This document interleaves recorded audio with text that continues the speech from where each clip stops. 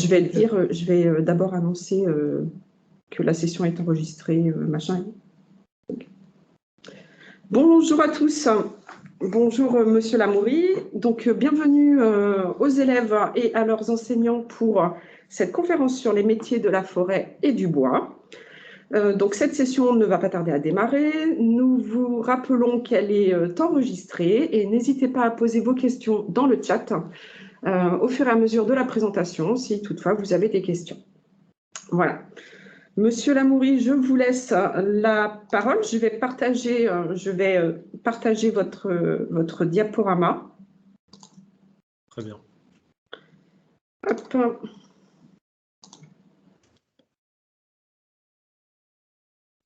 Et on va le passer en plein écran. Ouais.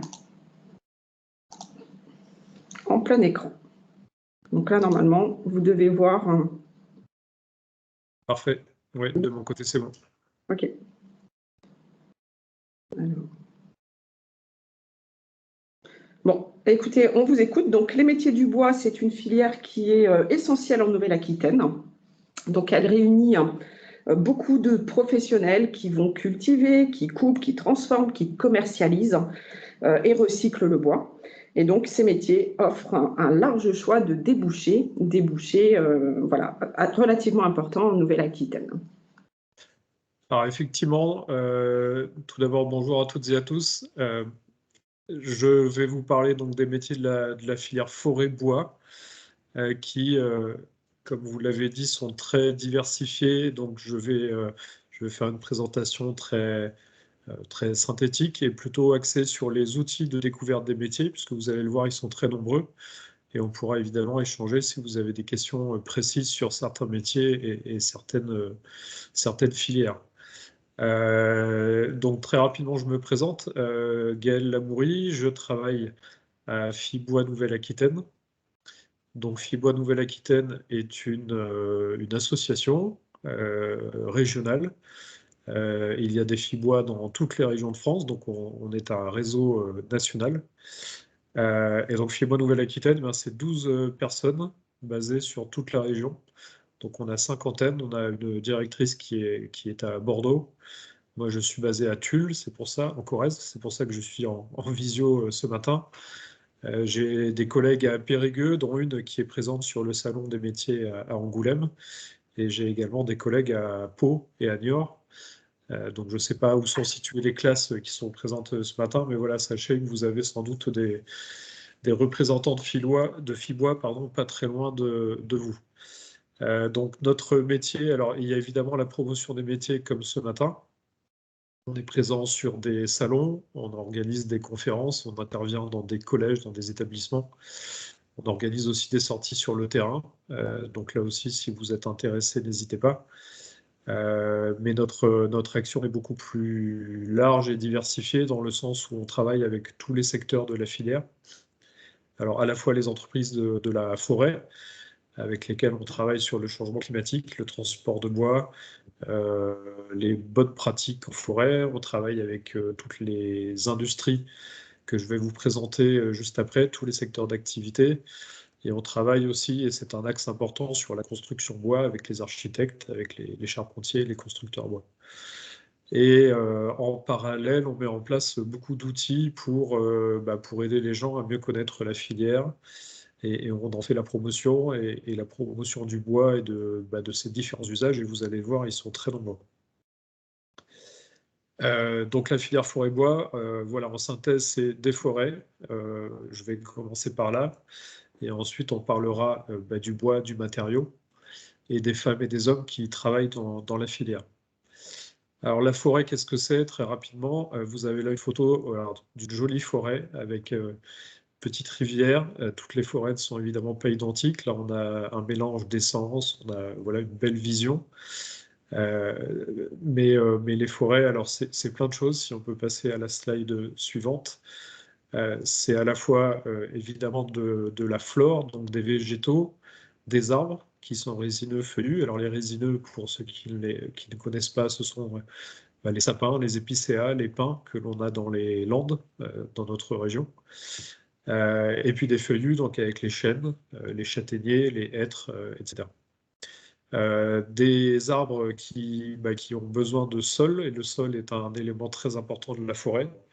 Le sol, c'est la dégradation des feuilles et de tous les végétaux, hein, qui constituent ce sol. Et ce sol, il nourrit évidemment la croissance des arbres et de tous les végétaux présents en forêt.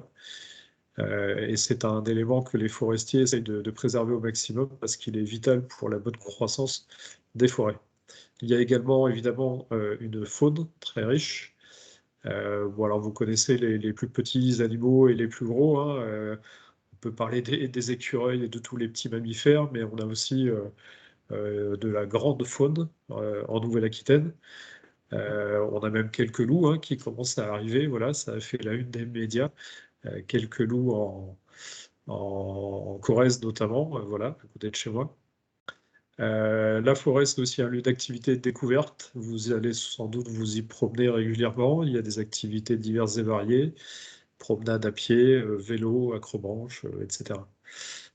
C'est aussi un des poumons de la planète. On en parle régulièrement dans les médias. Alors, c'est pas le principal. Le principal, c'est les océans. Mais les forêts ont un rôle très important et elles sont soumises à rude épreuve dans beaucoup de pays, pas en France, mais dans d'autres pays, notamment Amérique du Sud, Australie, Asie, où vous entendez parler régulièrement des incendies et de la déforestation plus globalement. Donc pour nous, la forêt, elle a trois fonctions. À la fois produire du bois, et on va arriver ensuite aux usages du bois, protéger les sols, protéger l'eau, protéger un certain nombre de lieux sensibles d'un point de vue biologique, et puis accueillir, c'est-à-dire accueillir le public, vous et moi, quand on va s'y promener. On peut passer à la diapo suivante en quelques chiffres, hein. La forêt en Nouvelle-Aquitaine, alors c'est 2,8 millions d'hectares, ça ne vous parle pas forcément, les hectares. Ce qui est important, c'est de savoir que c'est plus d'un tiers du territoire régional. Et cette proportion peut monter à des chiffres bien plus importants sur certains départements, notamment la Dordogne, la Corrèze, où la forêt est très présente dans certaines zones. La Nouvelle-Aquitaine, c'est la première région forestière de France. Voilà, cocorico, il faut le dire. C'est une forêt qui est privée à 92%. Alors une forêt privée, qu'est-ce que c'est? C'est une forêt qui appartient à une personne ou à un groupe de personnes comme vous et moi. Et on l'oppose à la forêt dite publique qui appartient soit à l'État, soit à une collectivité. Mais en Nouvelle-Aquitaine, la forêt publique est très peu présente. Et on parlait tout à l'heure des essences. Alors contrairement peut-être à ce qu'on pourrait penser, la forêt de Nouvelle-Aquitaine est très majoritairement composée de feuillus, presque aux 2 tiers, avec les essences que j'évoquais tout à l'heure, hein, principalement le chêne, le châtaignier également dans certains territoires, le hêtre et puis le peuplier qui est lui présent plutôt dans les vallées en bordure de cours d'eau. Et puis 38% de résineux, avec le pin maritime qui est très présent dans les Landes de Gascogne. Les Landes de Gascogne, pour la petite anecdote, c'est la plus grande forêt cultivée d'Europe. C'est 1 million d'hectares sur les 3 millions d'hectares quasiment de la forêt de Nouvelle-Aquitaine. Donc voilà, c'est le plus grand massif forestier d'Europe. Et on a aussi dans l'est de la région d'autres essences comme le douglas, les sapins et les épicéas. Alors, le bois, donc la forêt, je vous ai parlé de la fonction de production, donc la production du matériau bois. Ce matériau, nous, on le classe en 3 catégories. La première et la plus valorisante, c'est ce qu'on appelle le bois d'œuvre, qui va donc être utilisé, alors qui va être transformé dans un premier temps dans les scieries, qui vont utiliser les arbres sortis de forêt pour en faire un certain nombre de débits différents, des planches, des poutres, des bardages, etc., etc. Et donc, vous le voyez, les usages du bois d'œuvre sont très diversifiés. Alors, il y a peut-être des choses auxquelles on ne pense pas tout de suite, comme les cercueils et les boîtes à camembert ou les emballages légers. Mais ça vient bien du bois. Ça vient du bois de Nouvelle-Aquitaine, entre autres. Les emballages légers, c'est un usage, par exemple, pour le peuplier. Et les cercueils, alors voilà, c'est pas très drôle comme usage, mais c'est un usage important pour la filière bois, notamment pour valoriser le chêne. Et il y a beaucoup d'entreprises en région qui travaillent dans ce domaine. Alors évidemment, il y a aussi des valorisations plus connues, hein, comme l'ameublement. Là, vous avez un joli bureau, comme la construction bois et la charpente, avec la photo d'une belle charpente que vous avez en haut à droite. Et puis tout ce qui est emballage et palettes, caisses au sens large, avec les emballages alimentaires comme les tonneaux. Et puis vous avez voilà, une photo de palette. Il faut savoir que une grande partie de ce qu'on consomme tous les jours est transporté grâce au bois et grâce à ces palettes. Et les palettes, c'est aussi une filière très très présente et très active en Nouvelle-Aquitaine. Donc voilà pour le bois d'œuvre. La deuxième grande catégorie de produits dans la transformation du bois, c'est ce qu'on appelle le bois industrie. Donc c'est les filières panneaux et papier. Alors le papier, on vous a mis l'usage le plus original du papier, dont on a beaucoup parlé en ces temps de Covid au début. On craignait les pénuries des papiers hygiéniques. Alors évidemment, ce n'est pas le seul usage en termes de papier à base de bois. On a aussi le papier d'impression, évidemment, que vous avez dans les imprimantes et les photocopieurs. On a une usine présente en Haute-Vienne qui est une des rares encore présentes en France, qui produit donc des milliers de tonnes de papier d'impression par an. On a aussi le papier journal, le papier d'emballage, le carton, etc., etc.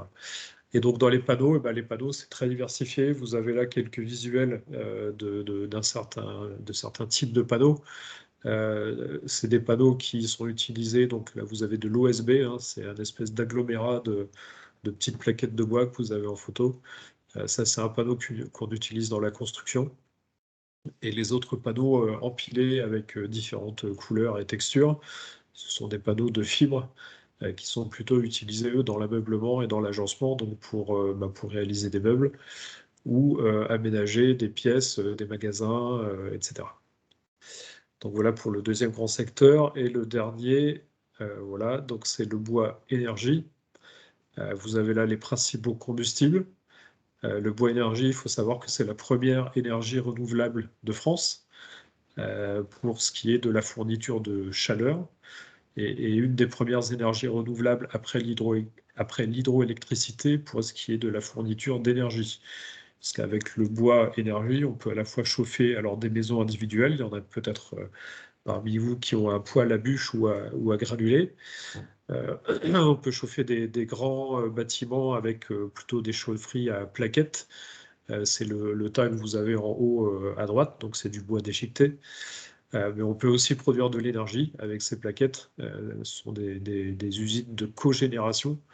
Donc c'est une production de chaleur qui fait tourner des turbines et ces turbines font de l'électricité. On a de plus en plus d'entreprises qui développent ce type de valorisation.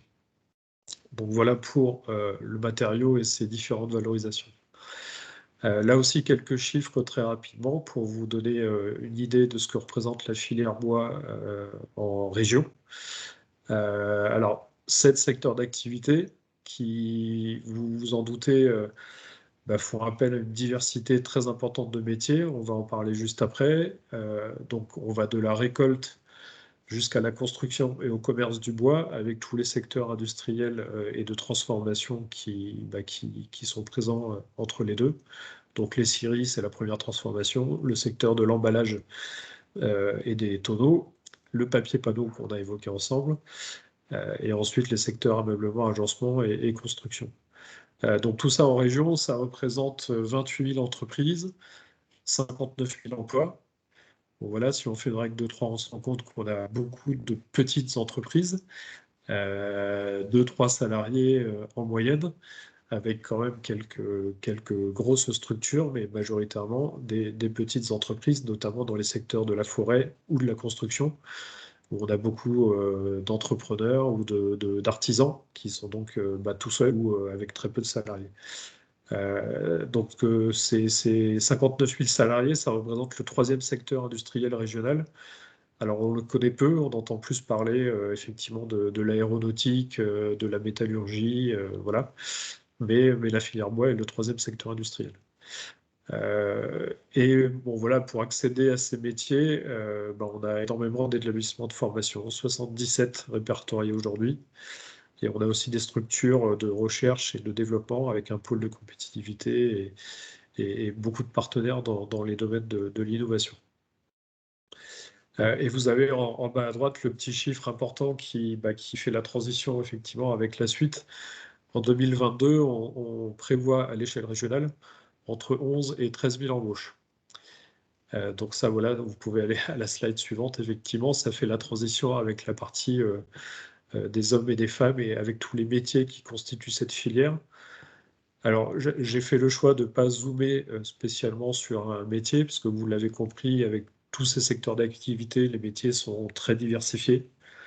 On a à la fois les gestionnaires forestiers et tous les métiers de la forêt liés à la fois à la gestion de la forêt et à la récolte. Et là, pour y accéder, il y a déjà plusieurs établissements et formations possibles.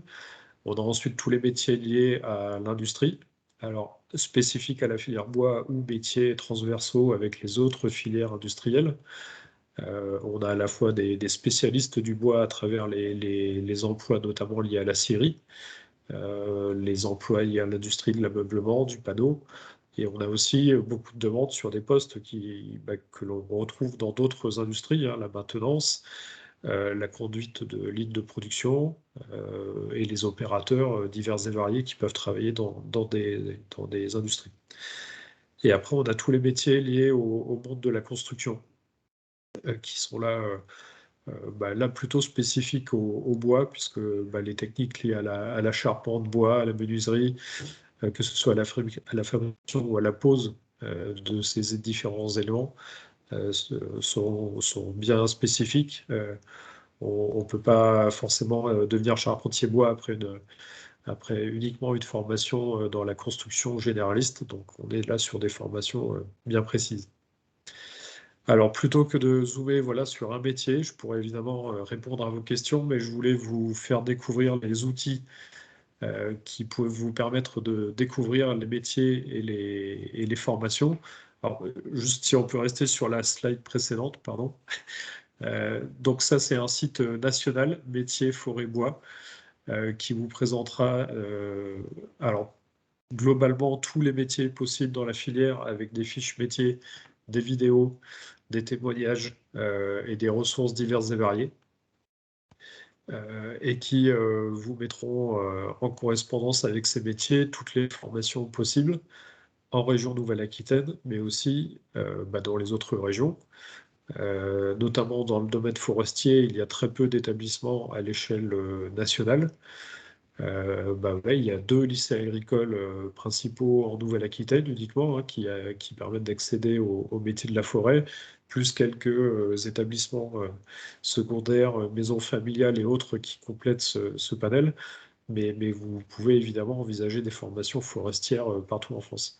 Et idem sur les autres secteurs. Donc voilà pour ce site ressources. Et la page suivante vous présente un outil plus régional, puisqu'en Nouvelle-Aquitaine, on a la chance d'avoir un campus des métiers sur la filière forêt-bois. Alors l'adresse internet est un peu plus compliquée, mais je pense que le support sera disponible ensuite. Et puis une petite recherche sur un moteur de recherche vous permettra d'y accéder. Donc vous avez accès à travers le campus à des informations complémentaires sur les métiers et surtout à une cartographie, c'est ce que j'ai mis en copie d'écran, une cartographie des établissements de formation vraiment de la région spécifique pour rechercher plus précisément sur votre territoire les établissements correspondant aux différentes formations disponibles. Et on peut aller à la slide suivante. Donc ça, c'est pour ceux qui sont plus avancés dans la recherche, mais je ne sais pas forcément, il y aura peut-être des plus âgés qui vont accéder au support. Donc là, on a le site ressources pour les recrutements. Donc c'est une bourse emploi nationale, là aussi, Alors évidemment, on peut filtrer tous les emplois disponibles en Nouvelle-Aquitaine. C'est un moteur de recherche qui en fait aspire toutes les offres d'emploi liées à la filière bois sur tous les sites internet possibles. Donc sur ce site, vous avez la synthèse de toutes les offres disponibles. Ça donne une idée de la diversité. Aux dernières nouvelles en Nouvelle-Aquitaine, on était à 4500 postes proposés sur la filière bois, sur l'intégralité des départements. Donc n'hésitez pas à revenir vers Fibois Nouvelle-Aquitaine par la suite. Nous avons un site, donc fibois-na.fr. Vous y retrouverez les coordonnées de tous les salariés et de toutes les antennes, puisque je vous ai dit qu'on était présent sur toute la région. S'il y a des établissements qui sont plus sur les Landes de Gascogne, on a une structure spécifique qui s'appelle Fibois Landes de Gascogne, que vous retrouverez aussi sur leur site internet via les moteurs de recherche. On travaille très régulièrement avec eux, donc il ne faut pas hésiter à les contacter sur la question des métiers. Ils ont une salariée dédiée. Et puis évidemment, le campus des métiers que j'ai mentionné dans ma présentation, si vous voulez avoir des compléments plutôt sur la partie établissement et formation.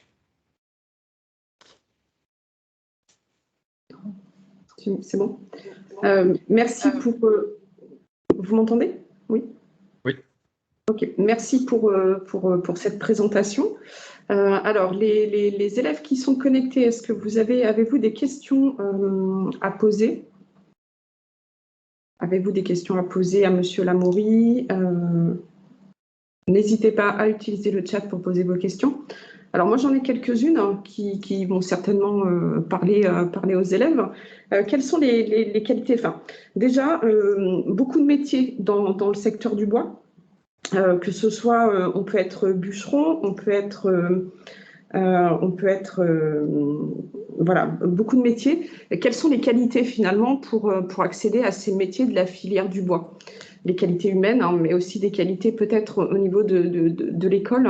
Est-ce qu'il faut avoir de bonnes notes, par exemple, au collège? En troisième, est-ce qu'il y a des matières à privilégier? Comment on accède finalement à ces métiers-là? Alors, je pense qu'on peut, selon les métiers et selon les niveaux de formation, déjà recruter assez large. Voilà, il n'y a pas besoin d'être le premier de la classe forcément pour accéder aux métiers de la filière. D'une part parce qu'ils sont très, très diversifiés et qu'il y a plein de façons possibles de rentrer dans la filière. Après, les qualités, alors il faut, je pense, mais moi j'en fais partie, donc je ne suis peut-être pas très objectif, il faut être un peu passionné, que ce soit par la forêt ou par le matériau. Ce sont des métiers qui sont très en lien, soit avec la forêt dans laquelle on va intervenir pour la gérer, pour organiser des travaux, pour récolter du bois.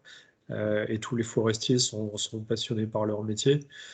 Soit vraiment aimer le matériau et sa valorisation. Donc là, on va plutôt être sur les métiers de l'industrie et sur les métiers de l'artisanat, dans la construction, dans la fabrication d'ameublement. Parce que contrairement peut-être à d'autres filières, on a cette relation avec le matériau, il faut aimer le toucher, le sentir. Quand on va dans une entreprise du bois, il y a des odeurs, il y a voilà, des sensations qui sont très spécifiques. Donc je pense qu'il faut avoir peut-être un petit attachement, soit à la forêt, soit au matériau, pour ensuite s'orienter vers un des différents métiers de la filière. Après, si on veut partir sur la partie forestière, il faut avoir quelques bases, je pense, en sciences civiles de la terre, biologie, voilà, qui seront approfondies évidemment dans les différentes formations forestières, mais comme on est en lien avec un milieu vivant et avec principalement la partie végétaux, voilà, il faut avoir des bases en biologie. Après, pour les métiers du matériau et de l'industrie, je ne pense pas qu'il y ait de prérequis particuliers, si ce n'est voilà, voilà, le côté manuel dans une grande partie de ces métiers de l'industrie.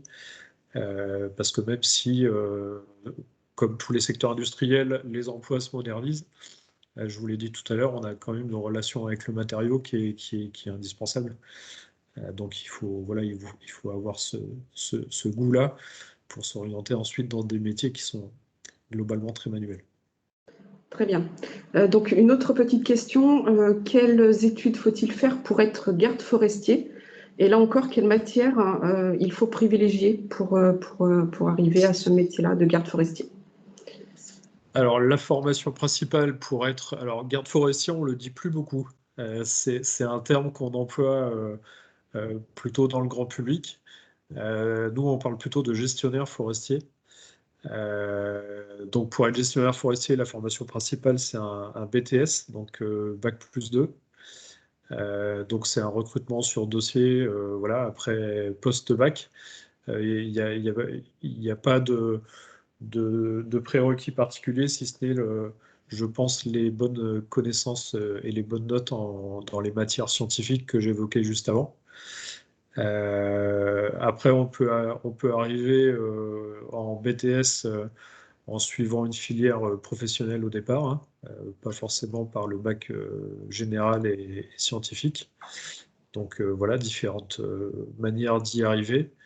Globalement, vous retrouverez sur métier forêt-bois et dans les documents qui sont présents sur ce site, on a une brochure ONICEP qui est disponible en téléchargement avec un schéma très clair sur comment j'accède au BTS gestion forestière pour devenir gestionnaire forestier, mais aussi aux autres types de formations disponibles pour la filière. Très bien. Bon, j'espère que ça répond à votre question, donc question qui était dans le chat. D'accord. Voilà.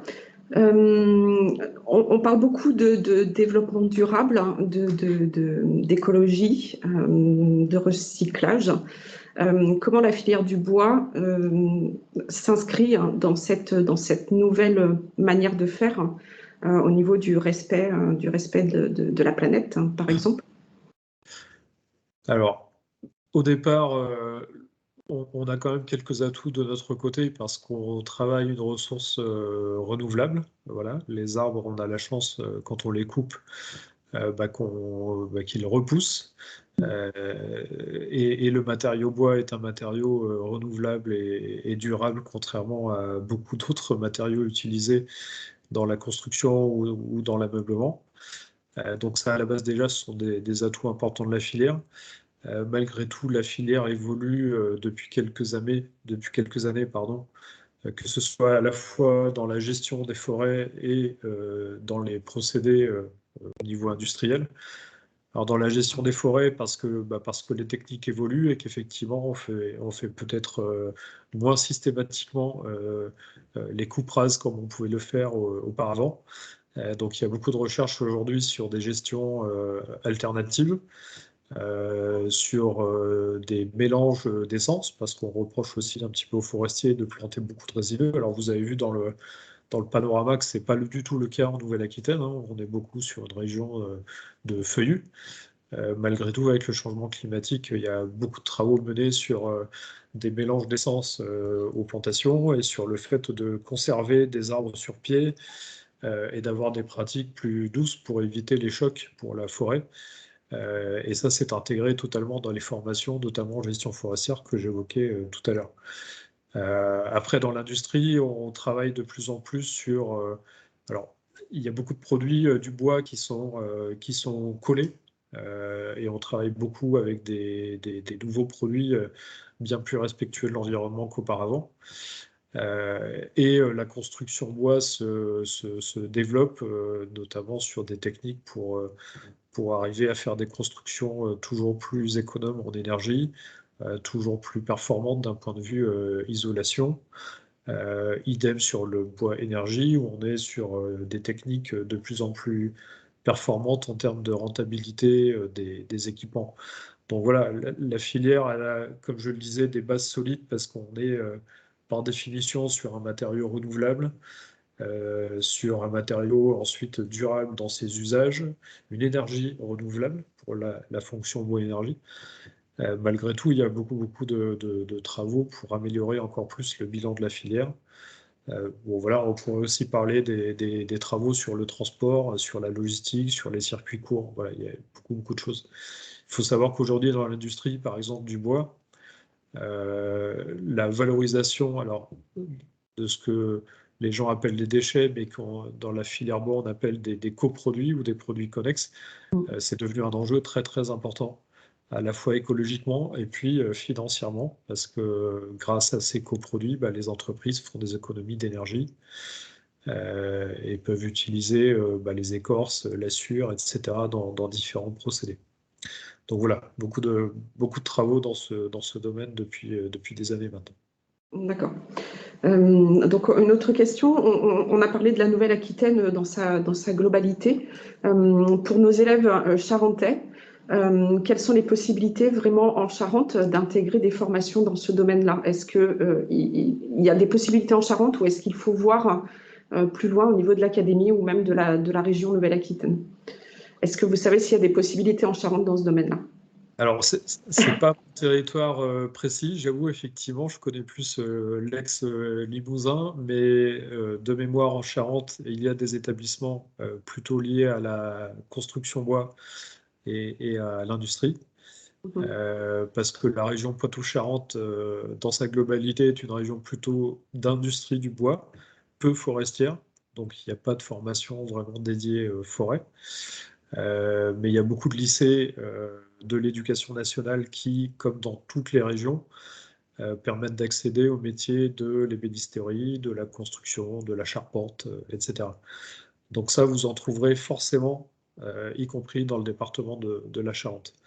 Après, effectivement, si vous voulez accéder à des formations plus sur les aspects forestiers, il va falloir aller, alors pour le niveau BTS notamment, soit en Corrèze, soit dans les Landes, ou dans une autre région de France. Si vous avez envie de voyager un peu, il y a aussi un BTS dans la Sarthe, là, dans les Pays de la Loire. Il y en a aussi dans l'Est de la France. Mais bon, voilà, en Nouvelle-Aquitaine, ce serait effectivement hors Charente. Mais clairement, dans tous les départements de la région, il y a des lycées professionnels qui permettent d'accéder aux métiers plutôt de la construction et de l'ameublement. Et ensuite, c'est plutôt moins fréquent sur les métiers de la forêt et encore moins fréquent sur les métiers de la scierie, où on a un établissement qui est dans les Landes, qui s'appelle le CFA des industries du bois, qui permet d'accéder à ces métiers très spécifiques de la scierie. Très bien. Est-ce qu'il y a des formations en apprentissage? Est-ce que beaucoup d'offres sont plutôt en apprentissage ou plutôt au format scolaire? Alors oui, il y a toutes les possibilités, effectivement. Il y a très régulièrement des offres en apprentissage, là aussi dans tous les domaines, que ce soit travaux forestiers, BTS ou BTS gestion forestière, pardon, ou métiers construction et ameublement. C'est une pratique que nous, on encourage évidemment, qu'on essaie de développer avec les entreprises. Et très clairement, on a parmi nos adhérents des entreprises qui recherchent des apprentis, notamment dans l'industrie et dans la charpente et la construction.